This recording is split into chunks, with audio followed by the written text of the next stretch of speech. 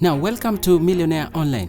Now today we are going to look at the Nissan Leaf 2022. Now hii ni gari ambayo bado haijafika Kenya, probably because it is an electric vehicle.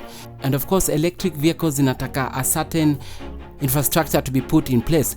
Now that is charging ports pale kwa petrol stations, supermarkets, and of course along our roads. But remember that the Nissan Leaf 2014, some are available in Kenya and the infrastructure is in place at different places in Nairobi. Now to charge the Nissan Leaf in Kenya, there are charging points at the TRM, Two Rivers Mall, the Hub, Karen, Sarit Center, and of course the Holy Family Basilica parking area. Now if you have the Nissan Leaf 2014 in Kenya, you'll probably charge them at these places and you'll have to pay to charge at these charging points. You can also charge it at home, but remember they will have to install a charging point at your home at a fee.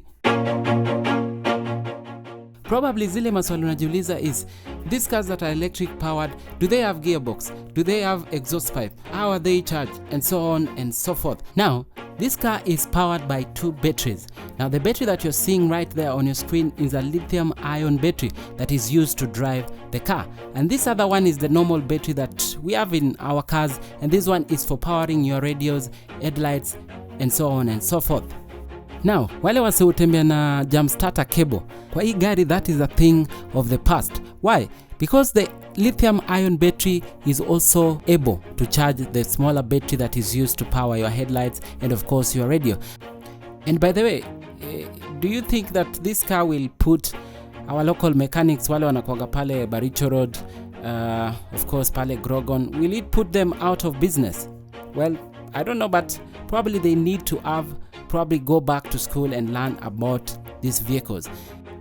And another thing, just food for the thought, will these cars be repaired by our local kawayas ama takwa tunafanyaje when they finally arrive in Kenya? Because it is being said that these cars have a very complex wiring system that probably will need people to be very keen while trying to fix them. Now this car has a 62 kilowatts hour battery, a battery that of course will take you up to 215 miles, which converted to kilometers around 340 kilometers. That of course is enough to take you from Nairobi to maybe Kisumu before you recharge. For those people who want to go to Mombasa with this car, you'll need to get to Mutito Andei, recharge the car and proceed with your journey. Now that brings us to another point. How will you charge this car?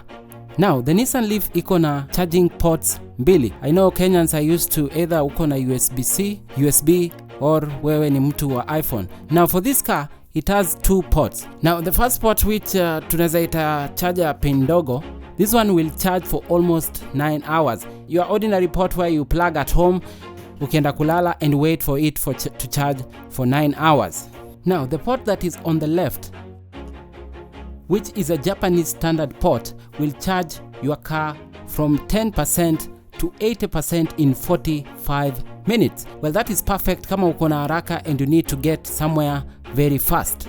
Unfortunately, this port you'll need to have an adapter. For example, for you to charge at a Tesla point, let's say for example in countries in the USA, you'll need to have an adapter to connect it from the Tesla charging station to your car.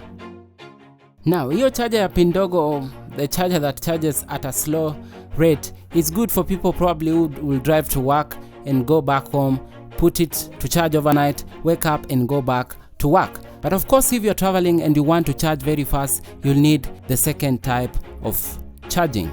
And note that if you go to a Nissan charging point, then you will not need to use an adapter because the cables at the charging point will fit directly into your car.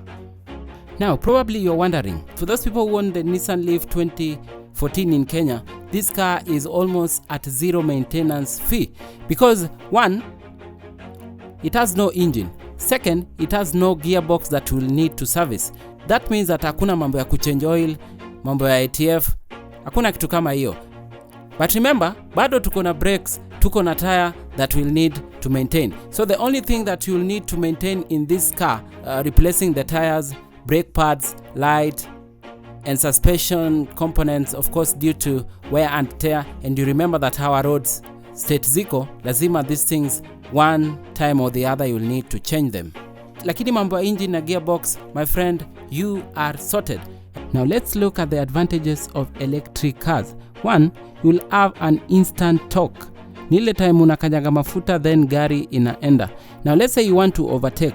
For internal combustion engines, probably there is that time you'll take before you reach a certain kilometers per hour. But for these electric powered vehicles, the moment you step on the pedal in a peak and you reach the number of kilometers per hour that you want. It is said that if you compare this car to internal combustion engine, unaweza save up to 4 times the fuel you are using on your car now. And of course, it is also environmentally friendly. The Nissan Leaf 2022 has a technology called the Nissan e-pedal. Now remember that automatic vehicles, you have 2 pedals whereby you press the brake and of course the accelerator. But for Nissan Leaf, when you flip to this mode, you can use the acceleration pedal to also brake. The moment you press on the accelerator, the car will move. But the moment you remove your leg from the accelerator, it will stop acting as the brake. On the normal mode, you'll have to drive it just the same way you drive an automatic car.